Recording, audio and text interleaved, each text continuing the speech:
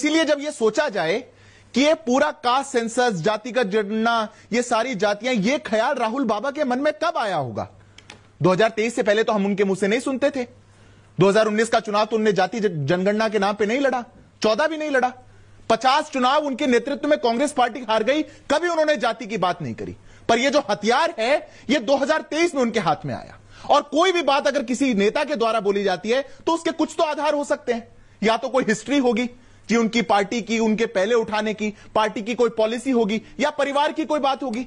अब परिवार में तो पढ़नाना पत्र लिखा करते थे सभी मुख्यमंत्रियों को कि अगर इस देश में दलितों का आरक्षण दे दिया गया तो ये क्वालिटी घट जाएगी देश की। उनकी दादी कहा करती थी ना जात पे ना पात पे मोहर लगेगी हाथ पे। उनके पिताजी कहा करते थे कि ये पिछड़े वर्ग वाले बुद्धू हैं। जब परिवार की ऐसी हिस्ट्री है तो ख्याल उनके मन में नहीं आ सकता। अब पार्टी की नीति भी ऐसी नहीं रही। पार्टी की नीति तो एमयू से, जामिया से आरक्षण छीनने वाली रही। पार्टी की नीति तो कर्नाटक में, तेलंगाना में आरक्षण छीनने वाली रही।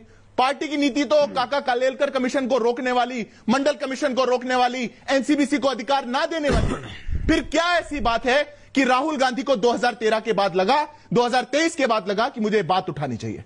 अंजना जी, मैं मानता हूं यह बहुत बड़ा एक षड्यंत्र है जो कांग्रेस पार्टी और पूरी इनकी जो जमात एक है, इकोसिस्टम जो है, ये उसको लड़ रहा है।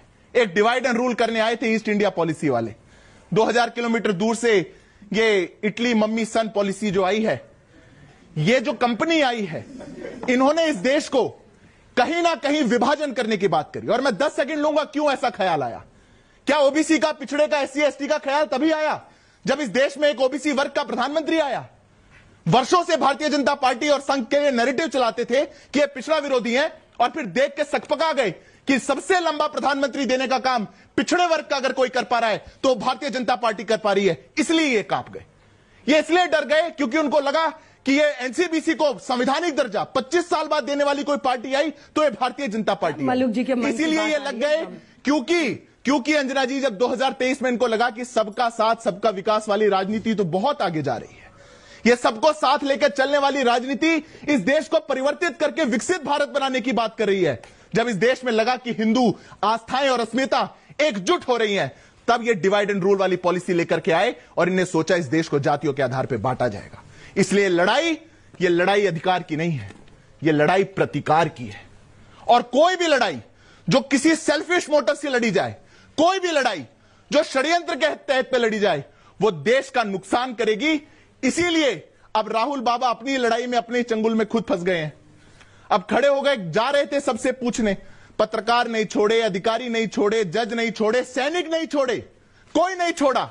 जा रहे थे सबसे जातियां पूछने। किसी ने टिप्पणी कर दी संसद के अंदर खड़े होकर के तो तिलमिलाने लगे, मम्मी मम्मी देखो मेरे साथ क्या हुआ, मेरी जाति पूछ ली गई, अब मैं कहां जाऊंगा।